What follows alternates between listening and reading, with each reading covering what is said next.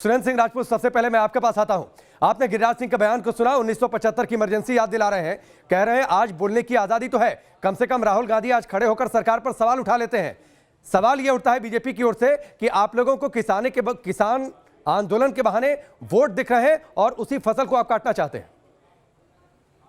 देखिए, सच बात यह है कि राजनीतिक पार्टियों को क्या दिख रहा है क्या नहीं दिख रहा है, लेकिन क्या आप सब लोगों को, हम लोगों को यह नहीं दिख रहा है कि किसान 29 दिन से धरने पर बैठा हुआ है। किसान दिल्ली के बॉर्डर पर बैठा हुआ है, जिसको भारतीय जनता पार्टी अन्नदाता भी कहती है, देवता भी कहती है। उसके ऊपर वाटर कैनन चलाया जा रहा है, लाठियां मारी जा रही है, आंसू गैस छोड़ी जा रही है, नक्सलियों की तरीके से 30-30 फीट के गहरे गड्ढे खोदे जा रहे हैं और 6-6 वार्ताओं के नाम पर किसानों को इस कानून को समझाने की कोशिश की जा रही है और किसान की बात नहीं सुनी जा रही। क्या यह चीज नहीं दिखती है किसी को?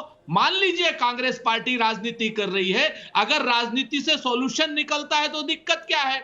और दूसरी बात, गिरिराज सिंह जी को मैं याद दिला दूं कि हमने तो इमरजेंसी के लिए माफी मांगी थी और खुलेआम माफी मांगी थी, और आज क्या भारतीय जनता पार्टी इमरजेंसी को याद करके दूसरी इमरजेंसी लाना चाहती है? सुरेंद्र सिंह राजपूत, आपकी इस बात का नंबर एक, और नंबर दो, सबसे बड़ी चीज है कि इमरजेंसी की अगर कोई गलती थी जिसकी हमने क्षमा भी मांगी थी, उस इमरजेंसी को शिखंडी बना करके क्या भारतीय जनता पार्टी अपने सारे कुकर्म उसके पीछे छुपाना चाहती है और किसानों को कोई सुविधा नहीं देना चाहती, काले कानून नहीं वापस लेना चाहती? ठीक है, आपकी इस बात का रोहित चहल जवाब देंगे, लेकिन एक सवाल और मेरा आपसे है कि जिस तरीके से राहुल गांधी कह रहे हैं जब तक कृषि कानून वापस नहीं लिए जाते ये आंदोलन नहीं हटेगा।